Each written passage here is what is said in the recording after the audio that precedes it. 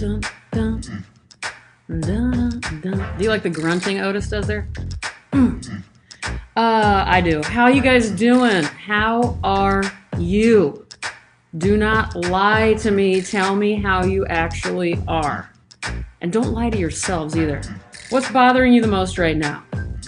What's your favorite part of today? What was your favorite thing that happened today?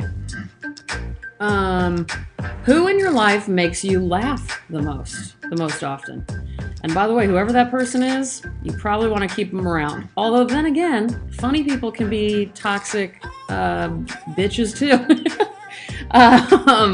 Let's see, what else? What celebrity aggravates you the most? And you don't have to have a good reason for it. Sometimes celebrities just bother you, like me and Jimmy Fallon. He drives me crazy. Have you ever eaten pea salad? And did you like it? I don't know if pea salad goes further in the world than the Midwest, so you're gonna have to let me know. Pea salad is typically a bunch of peas and maybe a little shallot or onion, maybe carrots, little pieces of carrots, and basically mayonnaise and maybe sugar, salt, pepper. I mean, for sure, salt and pepper. Anyway, I actually really like it. Do I ever eat it? No. But I think about it a lot, and I like it. So I guess this is me wishful thinking that I could get some pea salad in my life. I did recently make pasta salad out of a whole bunch of leftovers, and it was delicious. I'm very good at it. Thank you. All right, you guys, I've got a little bit something different that I want to read to you today, and I want to get right into it because I'm trying to pack up and leave for the great state of Texas. Tomorrow, I leave tomorrow. And I'm going to be doing all sorts of stuff. I'm going to visit TCU art students. I'm going to do a lot of educational programming. I'm going to be dressing like my sweatsuit men.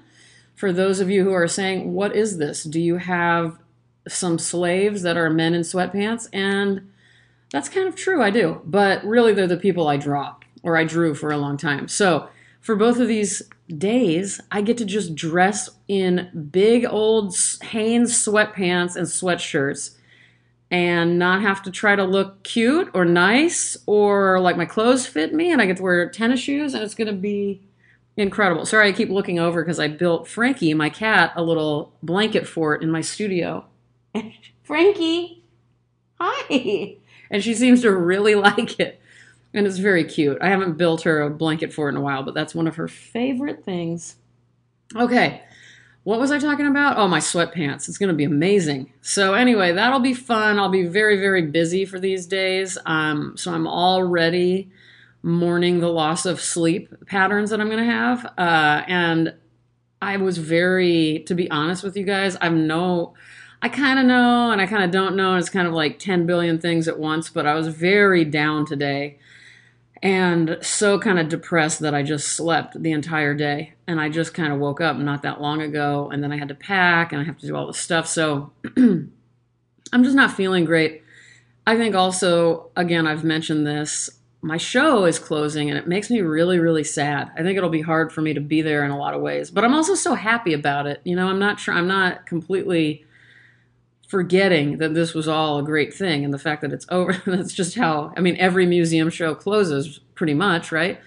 So it's okay. But anyway, if you guys are interested and you're in Texas, this is the last weekend for it. It closes Sunday, the 9th.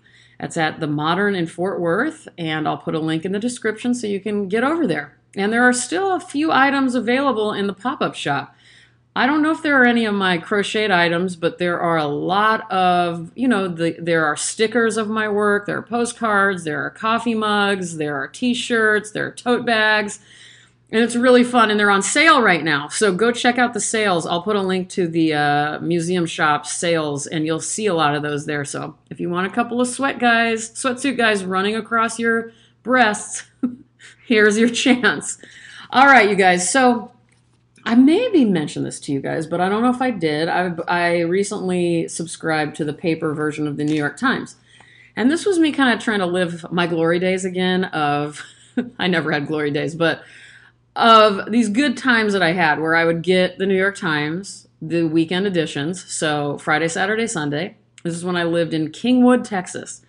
And I was just kind of starting my adult life. It kind of felt like I bought my first house, and Billy and I were loving this house and having a great time. And I was so focused on working, like to a point that was problematic for sure. But I kind of loved it at the same time, and my life was just hanging out with my dog, my cat, making food occasionally, and then with Billy, and then researching a lot, and that included reading the New York Times regularly. And anyway, I missed doing the crossword too, because I loved getting the crossword puzzles, and I would kind of keep all three of them for the week and just kind of off and on work on the crossword. And so I went ahead and I got the paper again, and it's kind of funny because I live in the middle of nowhere, so sometimes the paper shows up, sometimes it doesn't. I at first was mad about that in my head. I didn't complain or anything, but then I decided to just roll with it. Like, okay, it'll just be a nice surprise when I do get it.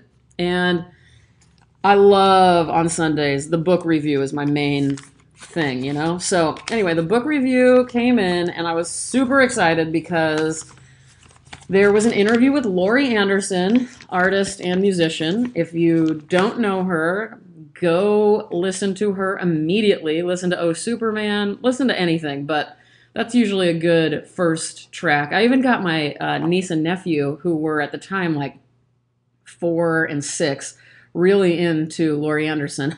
And I started them with Oh Superman. So kids like her. I love her. I'm sure you know who she is, but if you don't, check out Laurie Anderson. And I just wanted to read this very short interview. There's a longer expanded version on NYTimes.com/books. But for now, let's read this one that was in the actual paper here. Okay, so it says, the musician and multimedia artist whose new show will open at the Hirshhorn Museum in May doesn't mind ebooks. And then in quotes, I no longer compare the differences between screen and paper. I'll read anything, anywhere. That alone was really nice because, a lot of readers, including myself, sometimes get all up in arms about e-readers or whatever they're called, ebooks. And there's no need. As long as you're reading, that's great. Even if you just read on your phone, on your smartphone, good for you. Any reading is good. Now, do I think that it is a different experience to read real paper that sounds like this? Yes, I do.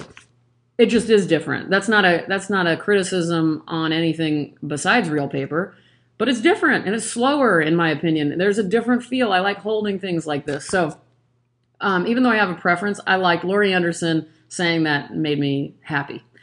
All right, so let's do the interview. So here's the first question. What books are on your nightstand? Well, that's a good question for you guys too. What's on there right now? Let me know. She says, I read as a survival strategy. I wake up every morning full of dread and disbelief. Then I start reading, sometimes poems, sometimes history or books about dreams or consciousness. Once in a while, I look at a few pages of Sapiens by Yuval Noah Harari or review The Uninhabitable Earth by David Wallace Wells. I read until I feel better. I am an optimistic person from then on. Are there any classic novels that you only recently read for the first time? I read A Woman of 30 while looking for a Balzac book that begins with an image that has haunted me for a long time. It's a book that begins with a wind that blows through town. As the wind passes through windows and slips under doors, we meet the characters in the book. If any Times readers know which Balzac book this wind is in, please let me know. Describe your ideal reading experience. There's a hotel in Groningen. I think I say that right. I don't know. I should have checked. Damien knows. He's been there. He knew how to say it when I told him. Anyway, Groningen with a huge fireplace and the best cheese and coffee in Holland. For years, I've been planning a reading vacation there. Ship a few cartons of books over and sit by the fire reading for a couple of weeks, breaking the days up with walks in the countryside with my dog, Little Will. I love to read on trains and planes or anywhere with a smooth ride.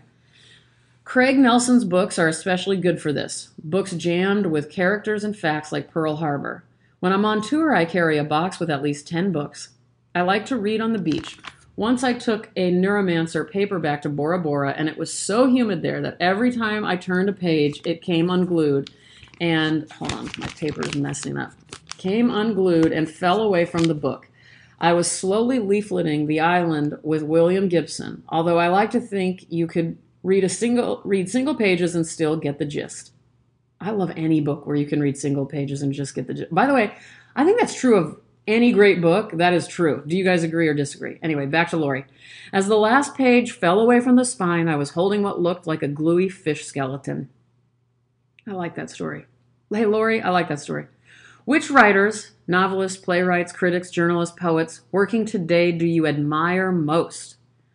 She says, Ben Lerner, Anne Carson, A.M. Holmes, Hilton Als, Sharon Olds, Jonathan Cott. What book, if any, most contributed to your artistic development?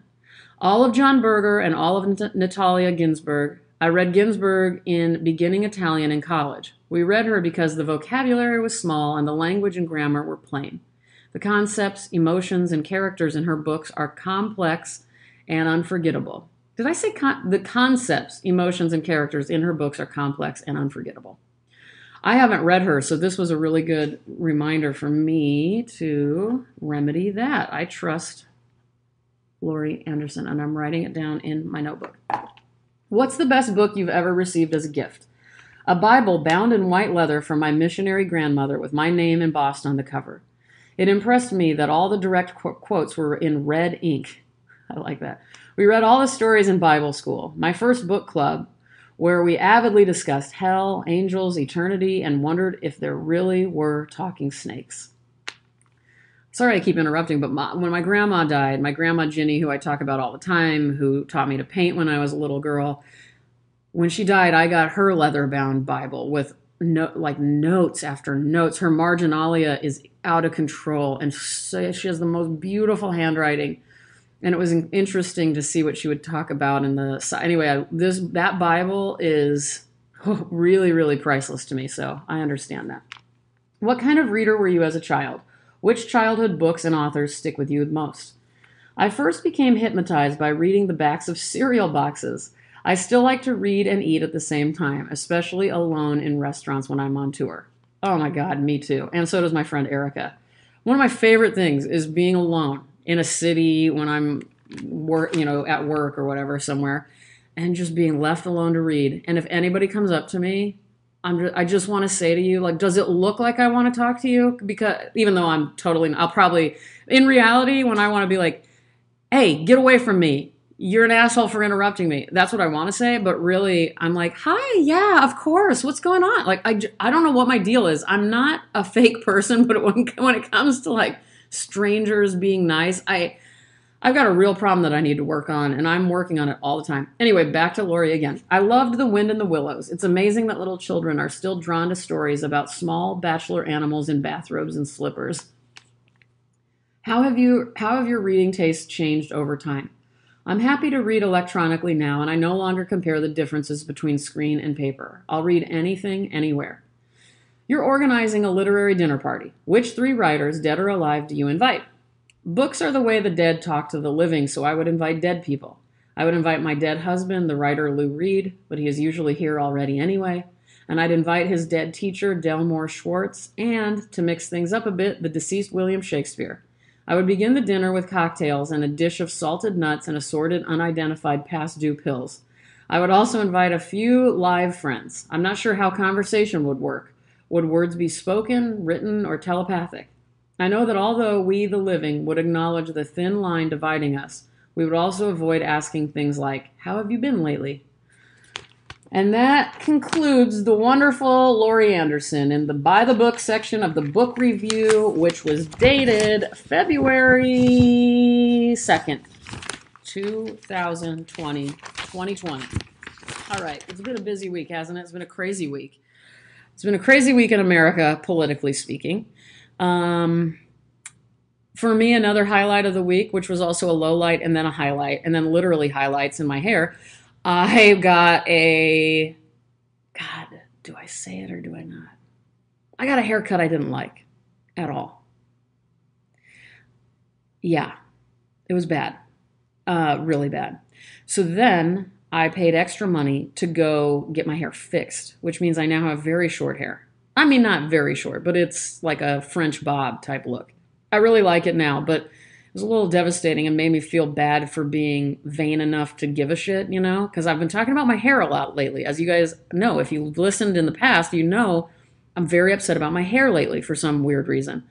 And then I'm wondering, like, why do I give a shit? I kind of don't give a shit at the end of the day, and I'm happy to just, like, wake up, not think about it, come in here and draw and read and whatever. But this was really upsetting. So anyway, then I went and I got it fixed, and now I feel a lot better. What else happened this week? I don't know. Did I watch anything good? I've been watching something that is so not good, but as some of you guys know, me as an artist, I like to just have something on all the time that I don't have to change or fast forward or whatever. So I've been watching some dumb reality show on E! Network called Very Cavallari. And I remember Kristen Cavallari from Laguna Beach in the Hills, so I'm already familiar with her. And I kind of like, she's married to this NFL quarterback who's retired, and he's very fun. My friend Eric recommended it first, and then I forgot about it. And now I've been watching it nonstop. I've been drawing a lot. I drew on canvas this week, which was like a big breakthrough for me. And we'll see how that goes. But I've also been I got so many hotel stationaries and envelopes and stuff like that. Stationery and envelopes. And I'm loving that. I'm already ready to come back and work after this weekend, so I'm excited about that. But I'm excited to go back and see my show and see some of you who might be around. And if you happen to be around the show, be on the lookout for me at the Modern in Fort Worth, because I'll be around. I just don't know exactly if I'll be accessible all the time, but I'll say hi if I see you. All right, let's close this thing out. A couple of thoughts. Do not try to change people. It doesn't work. It's up to them, and you'll go insane trying to do it. So that means not your mom. Let your mom and your dad and your siblings and your boyfriends and your girlfriends and your partners and your business partners and your mailmen and your grocery clerks. Let them be themselves. Do not try to affect it. Don't try to change it. You're in charge of you. Don't forget that. You're only in charge of you. You're not in charge of them. Stay on your side of the street. Don't go to the hardware store for dinner. Expectations are premeditated resentments.